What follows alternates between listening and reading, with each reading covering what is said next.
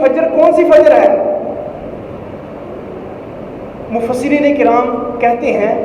کہ ہر صبح کیونکہ ایک نیا انقلاب برپا کرتا ہے، ہر صبح کسی کے لیے خوشی کی صبح ہوتی ہے، ہر صبح کسی کے لیے غمی کی صبح ہوتی ہے، ہر صبح کسی کے لیے امیری کی صبح ہوتی ہے، ہر صبح کسی کے لیے غریبی کی صبح ہوتی ہے، ہر صبح جو ہے کسی شخص کے لیے خوشخبری لے کر آتی ہے، اور ہر صبح کسی کے لیے غمی کی خبر لے کر آتی ہے۔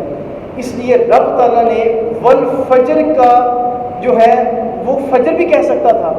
لیکن فجر کی قسم کھا کر رب تعالیٰ فرما رہا ہے جو کچھ بھی تمہیں حالت، جو کیفیت تمہیں مل رہی ہے، میں اس کیفیت کی قسم کھا رہا ہوں کہ یہ میری طرف سے مل رہی ہے۔ یہ تمہارے اپنے جو ہے محنت کی وجہ سے خوشی نہیں ملی، محنت کی وجہ سے تمہیں مال نہیں ملا، رب تعالیٰ کی طرف سے جو ہے تمہیں یہ خوشیاں مل رہی ہیں۔ اور بعض کے اقوال کے نزدیک ہر صبح کی جو فجر ہے رب تعالیٰ اس کی قسم اٹھا رہا ہے، لیکن بعض احادیث سے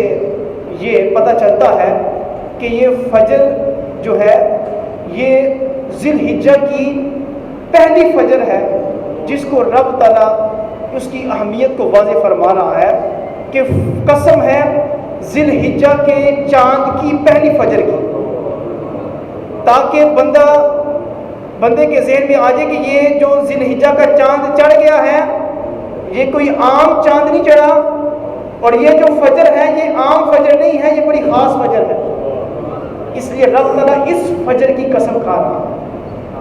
کہ یہ فجر کوئی عام فجر نہیں ہے، یہ بڑی خاص فجر ہے۔